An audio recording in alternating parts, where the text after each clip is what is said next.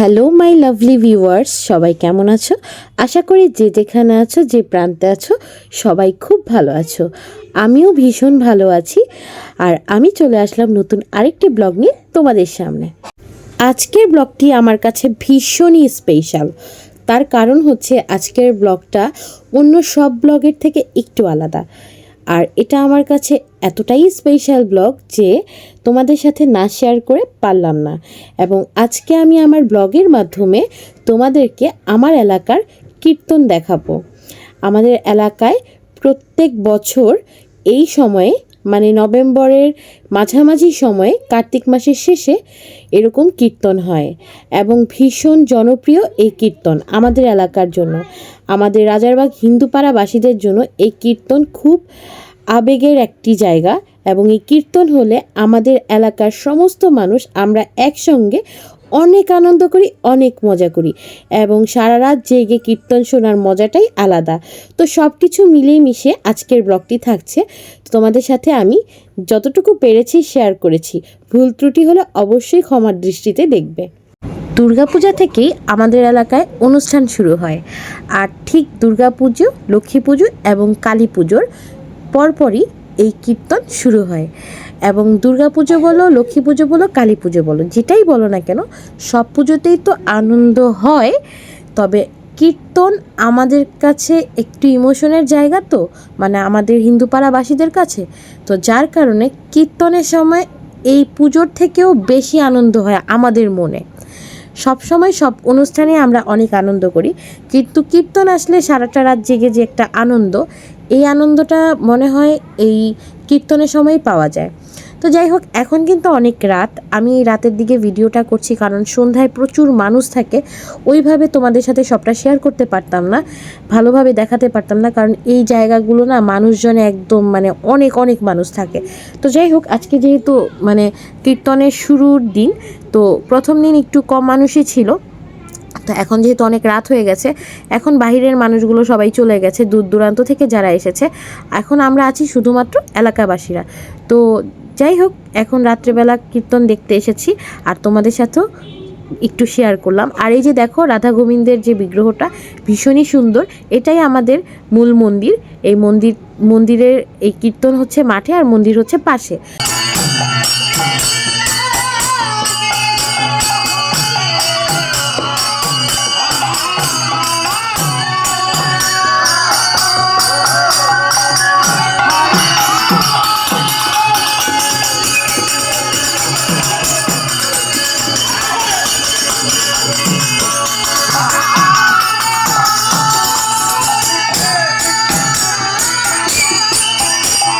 একবার বলরে মধুমাখা হরির নাম বলরে, নামের গুণেই জগা মাধা উদ্ধারিয়া গেল রে। একবার মধুমাখা হরির নাম বলরে। হরির নাম বলতে হবে সবার, যারা আমাদের হিন্দু সম্প্রদায়ের আছেন। হরির নামে আমাদের সবার মুক্তি হবে, উদ্ধার হবে। হরির নাম ছাড়া কোনো গতি নাই। যাই হোক, এই হরির নাম আমাদের এলাকায় হয়, এটা আমাদের পরম সৌভাগ্য আমাদের এলাকাবাসীদের জন্য। কারণ অনেক জায়গায় এই রকম হরির নাম হয়ও না, আবার অনেক জায়গায় হয়।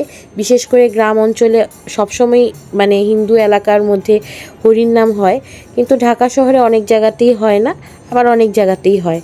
তো আমাদের এখানে হয়, তার জন্য আমরা ভীষণ সৌভাগ্যবান, কারণ আমাদের এলাকায় এরকম অনুষ্ঠান হয়। এটা তো আমাদের একটা ইমোশনের জায়গা, এই কীর্তন। তার মধ্যে এত আনন্দ, এত মজা কোথায় পাবো? সব কিছু মিলিয়েই মানে অসাধারণ। আর এখন অনেক ভক্তবৃন্দ তো সবাই মিলে হরিনাম শ্রবণ করছে খুব মনোযোগ সহকারে। এই কয়েকটা দিনই তো আছে, তো সবাই মিলে আনন্দ করছে, কীর্তন শুনছে। সব কিছু মিলিয়েই এই দিনগুলো কিভাবে যে দ্রুত চলে যাবে তার কোনো ঠিক নেই। এই দেখেন, আমি আমাকে একটু দেখিয়ে দিলাম, আমিও শুনতে এসেছি হরিনাম। আমার ভীষণ ভাল লাগে। আজকালকার যুগের ছেলে মেয়ে নাকি এরকম কীর্তন শুনতে ভালো লাগে না, অনেকের মুখেই শুনি। কিন্তু বিশ্বাস করেন, আমাদের এলাকার আমরা যারা মানে আমাদের মা জেঠিমারা, কাকা জেঠুরা যারা আছে, তারা তো হরিনাম শুনেই। তারপর আমাদের ভাই বোন বলেন, আমাদের বয়সের মানুষ বলেন, সবাই আমরা কিন্তু হরিনাম অনেক পছন্দ করি, সবাই শুনি এবং সবাই যে একসাথে হই, একত্রিত হই, আমাদের যত ভাই বোন আমরা আমাদের এলাকায় আছে সবাই যে এই যে একত্রিত হওয়াটা, এটা কিন্তু আমাদের কাছে ভীষণ আনন্দের।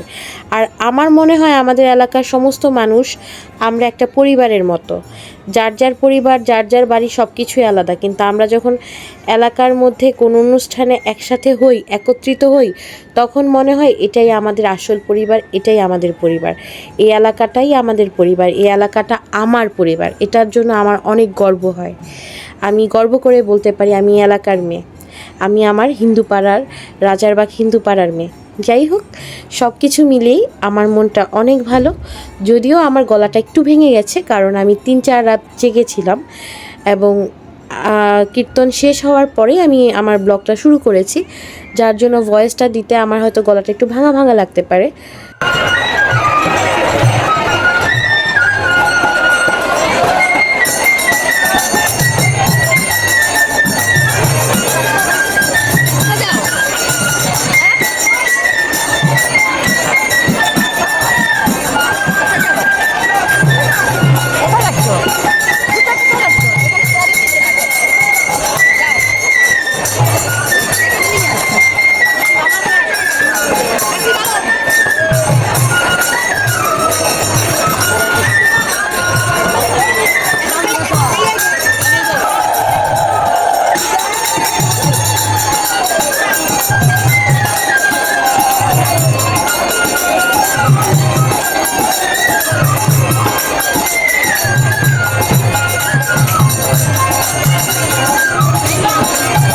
কীর্তনের মধ্যে আমার সবথেকে প্রিয় যে জিনিসটা সেটা হচ্ছে সন্ধ্যা আরতি। যখন আমাদের এলাকার কাকু জেঠুরা একসাথে করতাল, ঢোল, তারপরে হারমোনিয়াম সব কিছু নিয়ে একসাথে যখন সন্ধ্যা আরতিটা করে, কীর্তন করে, ওই ওই জায়গাটা, ওই সিনটা এত ভালো লাগে। আর এই সন্ধ্যা আরতি দেখার জন্য কিন্তু অনেক মানুষজন থাকে, অনেক মানুষজন যে বলার বাহিরে। আর এই কীর্তন শোনার জন্য তো দূর দূরান্ত থেকে অনেক লোক আসে, তবে সন্ধ্যা আরতি না দেখে কেউই যায় না। আর আমিও যদি আগে কীর্তন শুরুতে নাও আসি, আমি সন্ধ্যা আরতির সময় থাকবই। আর আরেকটা হচ্ছে ভোরবেলা যে আরতিটা হয়, কীর্তনটা হয়, ওইটা মানে দুটোই তোমাদের সাথে শেয়ার করব, দেখো অনেক ভালো লাগবে। তো এই যে সন্ধ্যা আরতিটা এখনই শুরু হয়ে যাবে, তো চলো সন্ধ্যা আরতি দেখে আসি।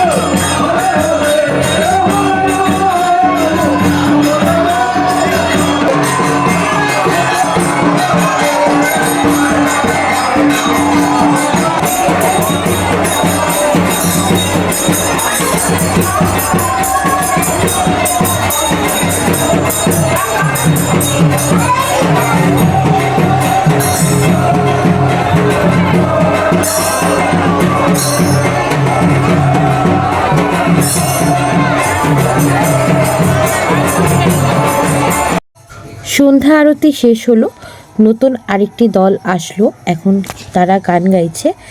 এখানে মোট 6টা দল এসেছে। নাম সুধা পরিবেশনায়, এক নাম কীর্তন করতে এসেছে গোপাল সংঘ সম্প্রদায় সিলেট থেকে, তারপর এসেছে ভক্ত প্রহ্লাদ সম্প্রদায় বরিশাল থেকে, শ্রীগুরু চৈতন্য সম্প্রদায় ভোলা থেকে, আর শ্রী শ্রী শান্তিমাতা সম্প্রদায় গোপালগঞ্জ থেকে, শ্রী জয়গুরু সম্প্রদায় বরিশাল থেকে এবং ঝুমা সম্প্রদায় পটুয়াখালী থেকে। তো এই কয়েকটি দল আমাদের এই 6 দিন ব্যাপী এক নাম কীর্তন করেছে আমাদের এই এলাকায়। তো তারপর আবার অষ্টকালীন কীর্তনও আছে। অষ্টকালীনে 3 দিন, মানে একদিনে 3টা দল আর কি এনেছে। একটা হচ্ছে কুমারী আশালতা সম্প্রদায় সাতক্ষীরা, উনি সূর্য পূজা করেছে এবং রাত্রে অষ্টকালীন করেছে সারা রাত জেগে। তারপর দুলাল মহন্ত সম্প্রদায়, উনি এসেছে বগুড়া থেকে, উনি প্রতি বছরই আমাদের এখানে অষ্টকালীন কীর্তন করতে আসেন, খুব ভালো গায় শুনি। তারপর এসেছে শতরূপা সম্প্রদায় রাজশাহী থেকে, উনিও খুব ভালো গায়।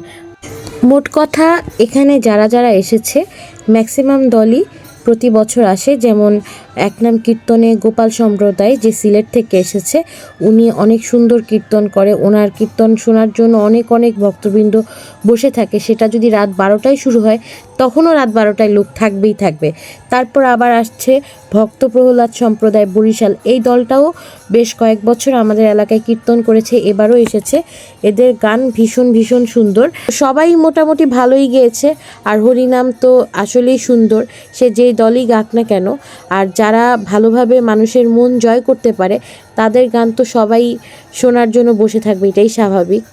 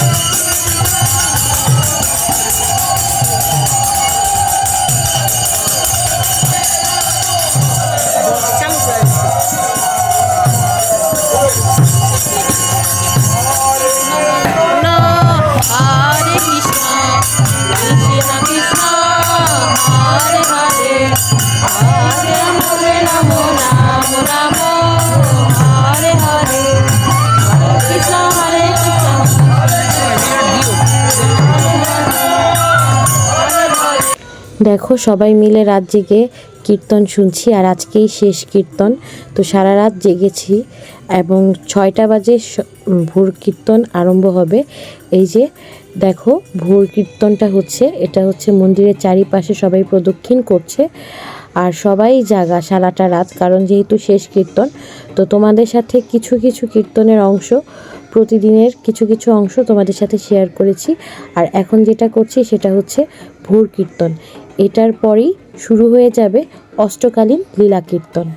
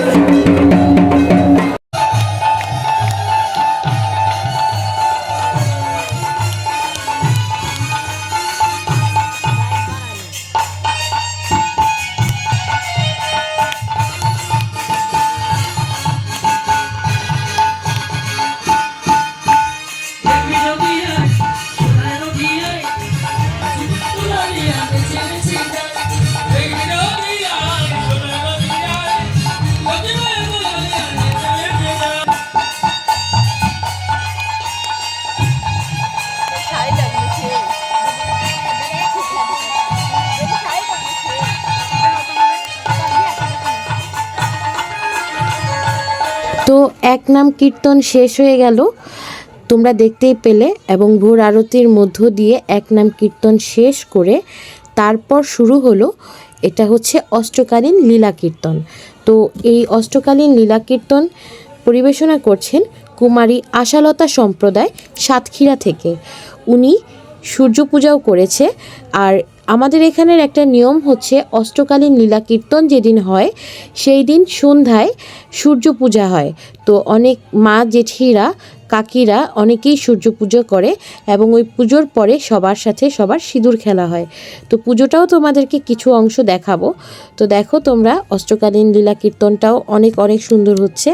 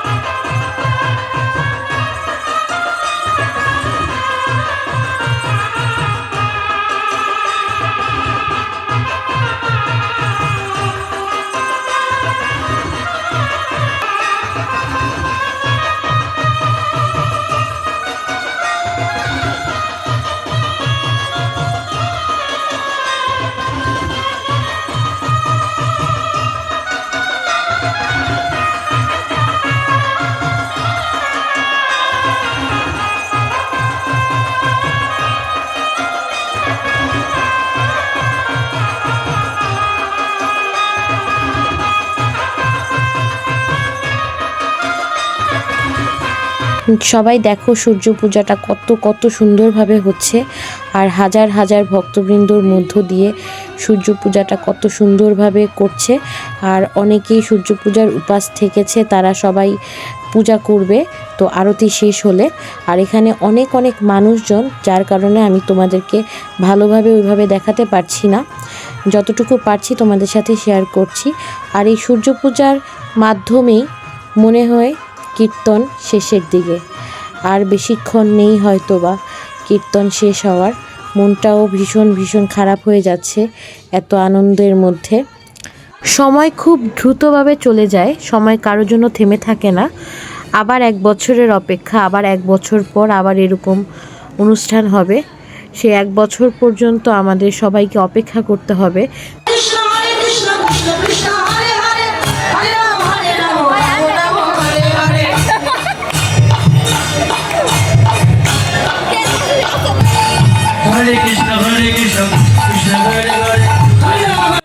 সন্ধ্যায় সূর্য পূজা শেষ হয়ে গেল, আর এখন অনেক রাত, এখন 3:30 4টা বাজে। তারপরও দেখো কত মানুষ, কারণ আজকেই যেহেতু শেষ অষ্টকালীন লীলা কীর্তন। মনে রাখতে হবে আসছে বছর আবার হবে, সময় তো কারোর জন্য থেমে থাকে না। একটু পরেই এখানে আবার নীরব হয়ে যাবে। এখন অনেক অনেক মানুষ, আর কিছুক্ষণ পরেই সব কিছু নীরব। তো যাই হোক, সবাই ভালো থেকো, সুস্থ থেকো। বাকি অংশ নেক্সট ভিডিওতে দেখাবো তোমাদের সাথে। সেই পর্যন্ত সাথে থেকো। Good bye.